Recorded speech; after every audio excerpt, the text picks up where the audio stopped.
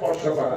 ওর একটা কেশাগ্র স্পর্শ করলে গোটা বাংলা জ্বলবে, আর সেই আগুনে মা বেটা জ্বলে পড়বে। শুভেন্দু অধিকারীর কাছে ঘরে পুলিশ পাঠিয়েছিল, হিরণের কাছে পুলিশ পাঠিয়েছিল, হিরণের কাছে রাত্রি 3:30 4টার সময় সকাল 8টা হচ্ছিল কাজ করা।